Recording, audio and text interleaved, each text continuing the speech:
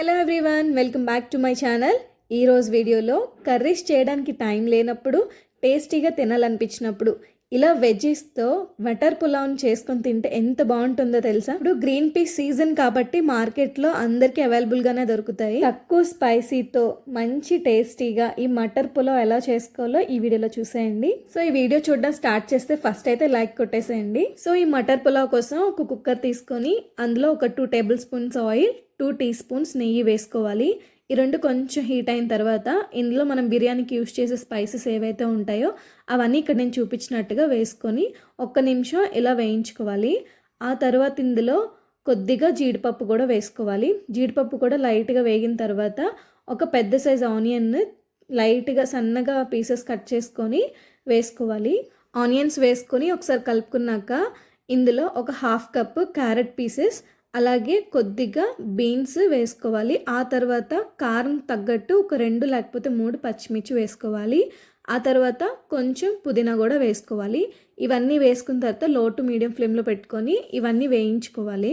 Just ఒక 1 minute ఇవన్నీ వేయించుకున్న తర్వాత ఇప్పుడు ఇందులో ఒక పెద్ద సైజ్ టొమాటోని సన్నగా కట్ చేసుకొని వేసుకోవాలి. టొమాటో వేసుకున్న తర్వాత అదే కప్తో ఫుల్గా గ్రీన్ పీస్ కూడా వేసుకోవాలి.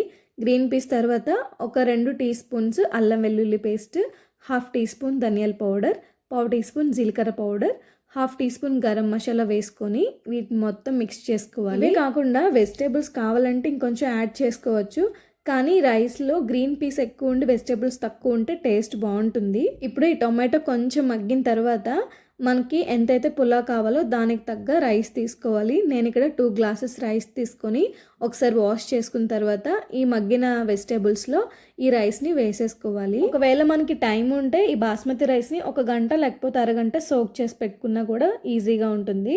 ఈ రైస్ వేసుకున్న తర్వాత ఇందులో కొంచెం కొత్తిమీర, టేస్ట్కి సరిపడా 2 టీ స్పూన్ సాల్ట్, అలాగే 1 టేబుల్ స్పూన్ కర్డ్ వేసుకొని ఒకసారి మిక్స్ చేసుకోవాలి.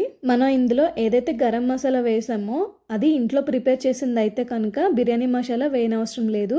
అదే బయట నుంచి కొని తెచ్చుకునే ప్యాకెట్ మసాలా అయితే కనుక biryani masala 1 teaspoon add చేయాలి. నేనైతే ఇంట్లో ప్రిపేర్ చేసిన గరం మసాలా వేసాను కాబట్టి ఎక్స్ట్రా బిర్యానీ మసాలా అయితే ఏం యాడ్ చేయడం లేదు. సో ఇప్పుడైతే మనం 2 గ్లాసెస్ రైస్ తీసుకున్నాం కదా, దానికి 3 గ్లాసెస్ వాటర్ వేసుకొని ఒక 1/2 గ్లాస్ వాటర్ ఎక్స్ట్రా వేసుకోవాలి.